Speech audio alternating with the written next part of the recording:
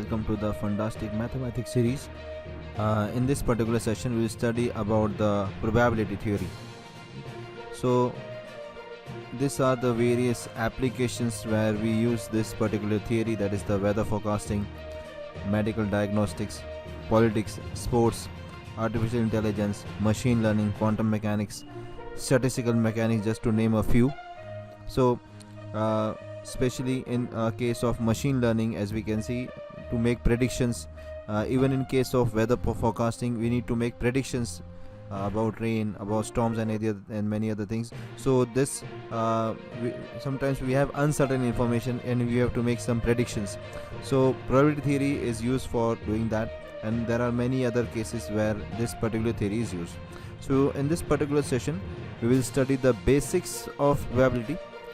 So we start with a very basic example of tossing an unbiased coin.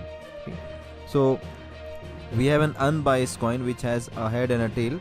So, and of course, when we just toss the coin, we have equal probability whether we get a head or we get a tail. So it is equally probable. So what the problem is, what is the probability of getting a head after tossing an unbiased coin? So if you toss an unbiased coin, what is the probability that we get a head? So the total number of outcomes in this particular case is we have two outcomes, either we can get a head or we can get a tail. So number of outcomes are 2, and the outcomes which are favoring the head is only 1. As we can see, there is only 1. So how do we find the probability of getting a head? Is we write is P of H, that's probability of getting a head, is equal to outcomes favoring head and dividing it by total number of outcomes, so we have 1 by 2. So this is also true if we write what is the probability of getting a tail. So we write the same way and we just divide it by the number of outcomes favoring a tail divided by total number of outcomes, so we will get, of course, 1 by 2. So the very simplest example. Now here in this particular example we have 3 unbiased coins. Okay, so if we so what the problem rate is, what is the probability of getting at least 2 heads, two tails, sorry, what is the probability of getting at least 2 tails if we toss 3 unbiased coins? Now in this case we will study this example again in conditional probability, joint probability. Here we apply some simple rule, like if we have just toss 3 unbiased coin, then what are the possible outcomes? So either all 3 are head, or 2 are head, 1 is tail, then head, tail, tail. So because we have only 2 outcomes per coin, so the total number of outcomes would be, of course, 2 by 3. So it is number is 8. Okay, if we had 4 coins, we have 2 raised to 4 outcomes. So here we have, because there are 3 coins and only possible outcomes can be head or tail, so we have 2 raised to 3, so 8 combinations are possible. Now out of this 8 we can see the outcomes which are favoring of getting 2 tails. So this one, okay, there are 2 tails, there are 2 tails, here we are getting 2 tails, and of course here also, because it is written at least. Okay, so at least means minimum 2, it can be more than 2 also. So there are 4 outcomes out of the total 8. So number of outcomes which are favoring at least 2 tails are 4. Okay, and these are the total numbers. So probability of getting at least 2 tails is this is the formula, that is probability of getting tails is outcome favoring at least 2 tails divided by total number of outcomes. So 4 by 8 we get half, 1 by 2. Okay, then another example which is studied in the theory of probability is the rolling a die. Okay, so this is played in many games, Ludo games, etc. So a die is rolled, what is the probability of getting a 4? Okay, so there are 6 numbers on a die, 1 2 3 4 5 6. Okay, so the total number of outcomes are 6. So when we roll a die, we can get any of the 6 number. Now the favorable outcome is only 1, because there is only 1 4 on the die. So this probably getting 4 is, we write P of F, so it is equal to favorable outcomes divided by total number of outcomes. So this is 1 by 6, this when we roll a die. Now regarding, again we'll continue with rolling of dice. So here we have 2 dice. Okay, so 2 dice are rolled, what is the probability of getting the sum a multiple of 4? Okay, So when we are rolling 2 dice, what is the probability that the number we obtain is a multiple of 4? Okay, so because in this and in any die there are 6 possibilities, in another we have 6 possibilities, so the total number of outcomes is actually 2 raised to 6 because we have 2 dice. So 2 raised to 6, sorry, 6 raised to, sorry, I'm getting, so the total number of dice are 2. Okay, and what we can do is, what outcome we can get is 6, so 6 raised to 2 is 36. So possible 36 possibilities are there. Okay, now what are these 36 possibilities? Either we can get 1 1, 1 2, 1 3, 1 4, 1 5, 1 6. So this means one die may have 1, other may have 1, one may have 1, other may have 2, first may have 1, other may have 3, and so on. So these are the 36 combinations. Okay, now out of these combinations, which are favorable? Okay, so favorable means what? Which numbers, the sum which is divisible by 4. Okay, sorry, a multiple of 4, which is a multiple of 4. So we can see 3 plus 1 is 4, so this is the outcome which is favorable. 2 plus 2 is 4, 6 plus 2 is 8, 3 plus 1 is 4, 5 plus 3 is 8. So if we will just circle, I just already marked. So these are all the numbers, outcomes which are actually multiple of 4. Okay, so if we count, there are now 9 outcomes. Okay, so this is how we write probability of getting that is number. This is the favorable outcomes, that is 9. Total number of outcomes is 30. So 9 by, so we get 9 by 36 equal to 1 upon 4. This is how we get it. Now next very important concept in probability is the joint probability. So what is joint probability? So joint probability, it refers to the probability that two independent events will both occur at the same time. Okay, we'll see what is the meaning of independent events. So independent events are those events which do not depend on one another. Okay, the outcome of second does not depend on the outcome of the first one. Okay, so if we have two independent events, like if we have x and y, suppose these two events are independent events, then the probability that both occur together, that is the joint probability, is given by this formula, that p of xy. So we write in this particular notation, we write p x comma y, that is probability that x and y both occur together. It is given by p of x intersection y, which is also written as probability of x into probability of y. This is actually, we write it again here, we just do not write this part. So we write only these two parts, this one and the outcome output. So this is how we write the joint probability. So this is also called as the product rule. Okay, so joint probability can be given by this product rule, that probability of x and y both occur together is probability of x into probability of y. Now this is the diagram, like if we have event x and we have event y. Okay, so the intersection of phi, this blue portion, this is the joint probability, we can say. Okay, this is what will occur together. So this is the circle on the left shows the probability of that x occurs, and right shows the probability that y occurs. So the intersection part, this is the joint probability. Okay, now we'll do the same thing which we did previously. Now here we'll use the formula of joint probability. So here what is given, we have two unbiased coins, they are tossed together. So tossing of coin is an independent event. Okay, why it is called as independent? Suppose we toss one of the coin, we get head. So second, whether we get head or tail does not depends on the outcome of the first one. So these two are the independent events. So two unbiased coins are tossed together. So what is the probability getting heads in both the coins?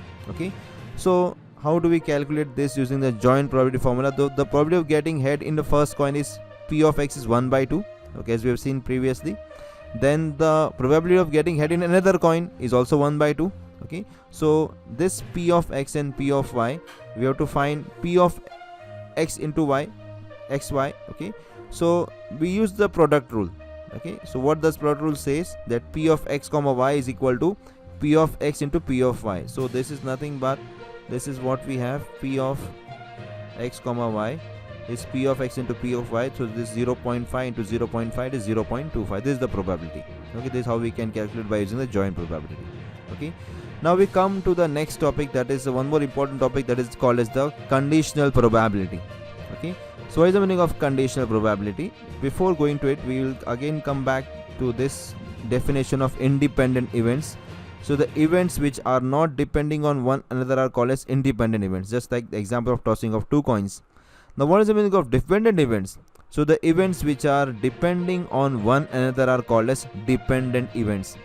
Like the example is, a basket is containing 4 red balls and 5 blue balls. If we draw two balls one after the other, so this becomes the example of a dependent events, because when we draw the first ball, okay, it may be a red ball, it may be a blue ball. So in case if we get a red ball and we draw another ball now, so now the probability will depend on what we got in the first case. So this is a dependent event. Okay. Now how do we write the conditional probability? How we define it first of all? So suppose if we have two independent events x and y, so the conditional probability that x occurs given y, okay, is given by. So how do we read this? This is the notation for conditional probability. P of x, then there is a horizontal, there is a vertical line, then we write y. So how do we read this? It is probability of x given y. Okay, so in this case y has already occurred. So now what is the probability that x will occur? Okay, so this y is already has occurred. Okay, so this is how we read it. How we read this conditional probability is probability of x given y. So y has occurred, so it is given by the formula p of xy, that is a joint probability divided by p of y. Okay, this is the formula for the conditional probability. Okay, so we will see one example and find the this joint as well as conditional probability. So we have this example, like suppose we have 14 students who are studying in this iSmile Academy. Okay, and out of this 14, 5 like cricket, 4 like football, 3 like both the games, and 2 dislike both. So this is the color given to them. Okay, I'm just, because I'm drawing this diagram, Venn diagram, so we can represent them. So 5 like cricket, so you can say in this case 5 blue. This region is the where those who only like cricket, and this on the right side, the green circles, they represent only those who like the football. And here the intersection part, this intersection part, as we can see, this part is the one who are those who like both the games, and then we have these 2 circles who do not like any of the games. Okay, so this is the Venn diagram. Okay, now we can also write the outcomes as follows. It becomes much easier for doing the analysis. Okay, so what does this diagram tell us? We have 3 persons who like football and cricket. Okay, these are the 3 who like cricket as well as football. Now this 5 are those, these 5s are those who like cricket but do not like football. And then this 4, they are the ones who like football but dislike cricket, and these 2 are those who do not like cricket as well as football. Okay, so now what we do is, if we are asked who are those who like cricket irrespective of whether they like football or not, so as you can see, this particular line, this rectangle, it shows all those persons who like cricket. Now this 8 are those people who like cricket, but whether they like football or dislike football, that is not the case. We are just asked who are those who only like who like cricket. Okay, so we are not concerned whether they like football or whether they dislike football. So this is actually 8. Similarly, as we can see here, those who like football irrespective whether they like cricket or not, so this is the number 7. This is the number 7. Okay, so we like all those this 7 is the number. 7 are the people who like football whether they like cricket or not, but they like football. So this is how we write. Okay, similarly we write this dislikes football. This number 7 are those who dislike football whether they like cricket or dislike cricket, and this is the one who dislike cricket whether they like football or they do not like football. So we write this, we just plug in these numbers, we using this. Okay, now we come to the probability part in this case. So if we are asked what is the probability that any random person we select, he or she likes cricket. Okay, so what is the probability that we randomly select someone and that person likes cricket. Okay, so we write this probability likes, we just use the notation P of C. So this P of C means those persons who like cricket. So this is how we write that in this case, number of persons who like cricket divided by number of persons, total number of persons. So number of persons who like cricket is this one, this 8 are those who like cricket, because we are just asked who are those who like cricket. So this number is 8 and total number is actually 14. We know this 14 are the numbers of people in isomalic community. So this is 8 by 14, so we get 0.57. So this outcome is also the consequence of sum rule, as we can see. Okay, so how do we write it? We'll see this afterwards also. So probability that a person likes cricket is equal to probability that the person likes cricket given the person likes football, and the probability that the person likes cricket given that the person dislikes football. Okay, so this is the sum rule. We're using this rule afterwards. Okay, so we saw the product rule. Now here we see the sum rule. So this whatever we got, it is also the consequence of the sum rule. Okay, then here what is the probability that any random person selected dislikes cricket? So dislikes, so we can actually do it very easily. So we have this 0.57 is the probability that the person likes cricket. So we can just subtract 1 minus that probability and we get this 0.43. Okay, so 1 minus the probability that the person likes cricket, we get this outcome. Okay, similarly, what is the probability that any random person selected likes football? Okay, so we see here there are 7 people who like football and the total number is 14. So these are those who like football. So this 7 divided by 14 is 0.5. Okay. And similarly, probability that any random person selected dislikes football is 1 minus the probability that the person likes football. We have done in the previous slide. So 1 minus 0.5, 0.5. Now we come to the conditional probability. Okay, this is the formula we saw for the conditional probability. Okay, this was the formula P of x given y is P of x comma y divided by P of y. Now let us see some examples of conditional probability. Okay, so here if we are given, find the probability that a person likes cricket and football both, given he likes football. Okay, so in this case we are told that what is the probability that a person likes cricket and football both, given that the person likes football. Okay, so this is how we write probability that the person likes cricket and football given the person likes football. So in this case we see that the person who likes cricket and football is this one, the intersection part is 3, so we write 3 here, and the total number who like football is 7. Okay, so this is the condition that the person, it is given that the person likes football, so we plug in this value here, so we get 3 by 7. This is the conditional probability.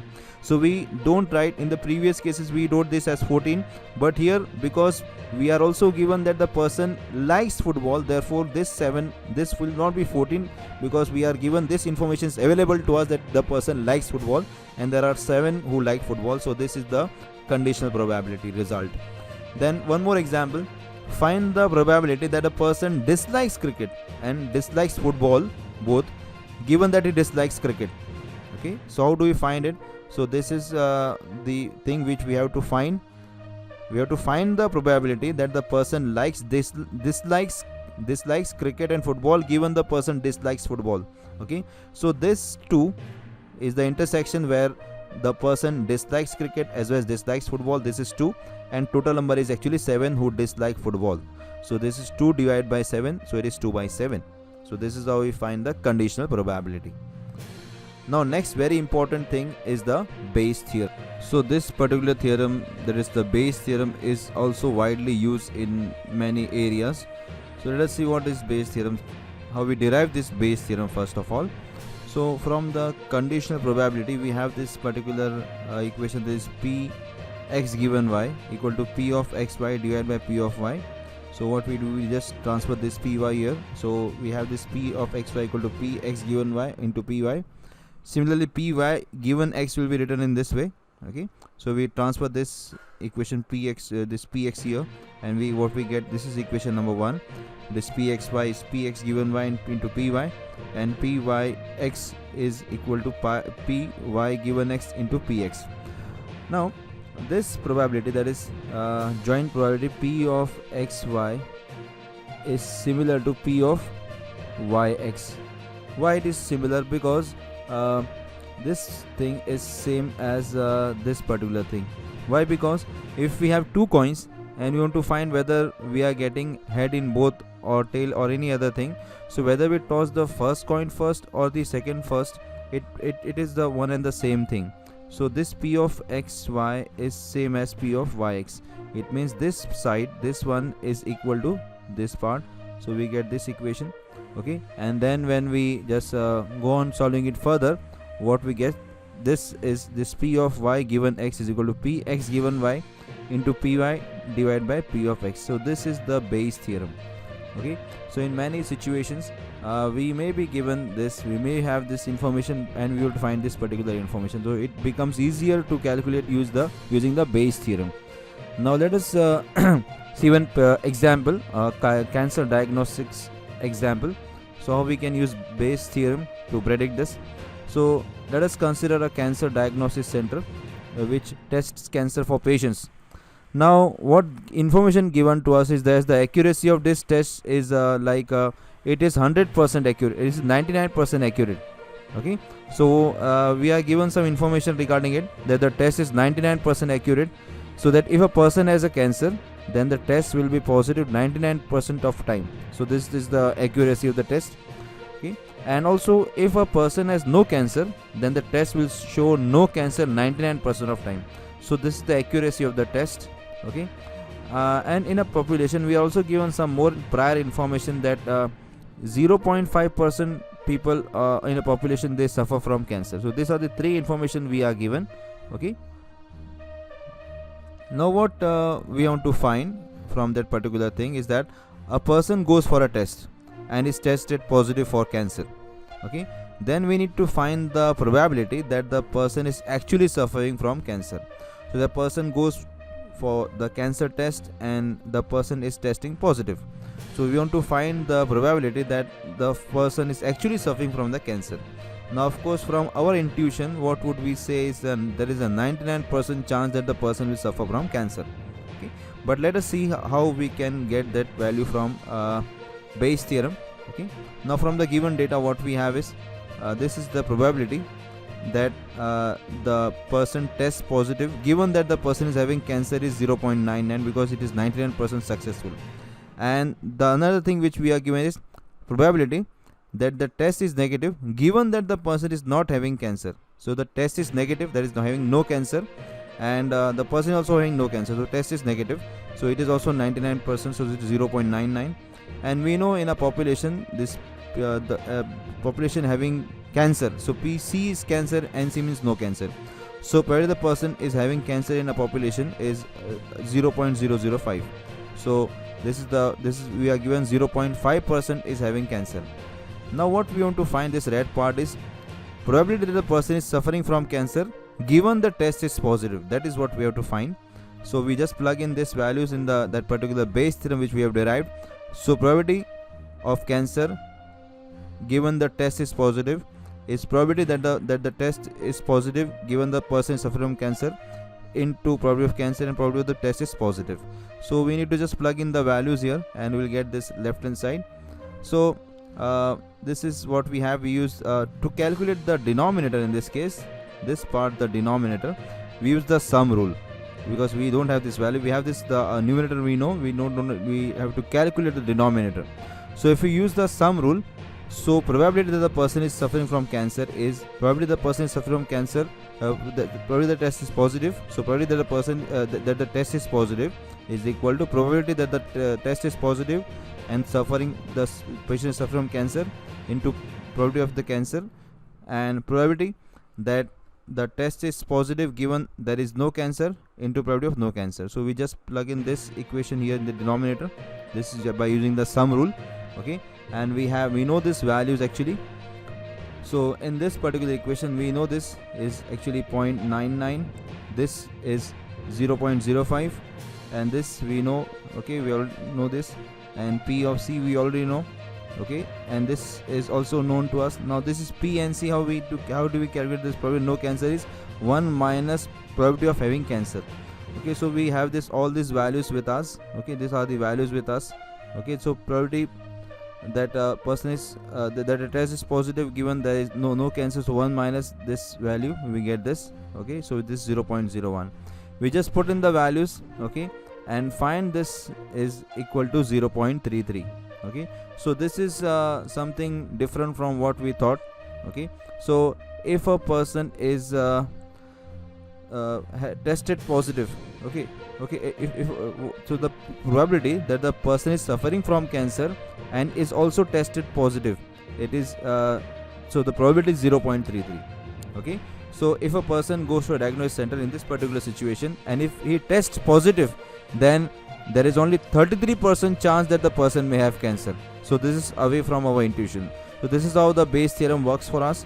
Okay, now why this result is very small, that we can just I will just put it for the our audience, that they can think why this number is less. So that's all for this particular session. Thanks for watching.